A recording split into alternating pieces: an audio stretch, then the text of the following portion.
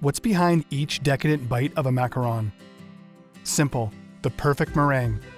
To achieve its heavenly texture, macarons rely on tested and proven methods in making the meringue. A meringue can be made in 3 different ways: the French, Italian, or the Swiss way.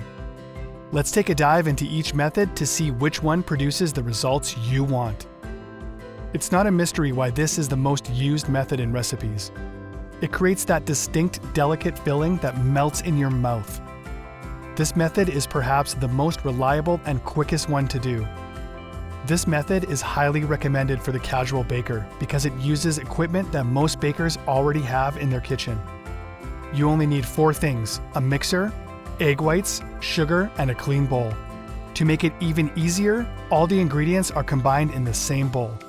A French meringue is simply made by beating egg whites with granulated sugar until stiff.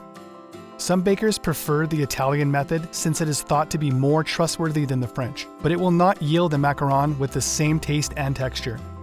Because it uses heated sugar syrup instead of dried sugar, the Italian method produces a more solid meringue.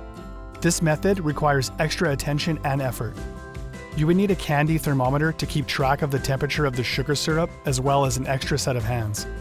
Sugar is dissolved in water in a pot and brought to a boil at the soft ball stage, around 112 degrees Celsius to 116 degrees Celsius. Whisk the egg whites while slowly pouring the syrup into the mixture until stiff peaks. You must be extra careful in this step because putting the syrup in too quickly will cook the eggs and damage your meringue. The Swiss way is the least known and used method of the 3, but some prefer it because it produces a texture closer to meringue cookies. It can be done by whipping the meringue as it warms in a double boiler, which may be difficult for inexperienced cooks. The sugar and eggs are stirred together as they heat in a double boiler. To prevent the eggs from cooking, the mixture must be regularly stirred. When the mixture reaches about 50 degrees Celsius, it is removed from the heat and whipped on low speed until it cools, then whipped on high speed until firm peaks form. There you have it. Those are the 3 trusted ways to make these little bites of heaven.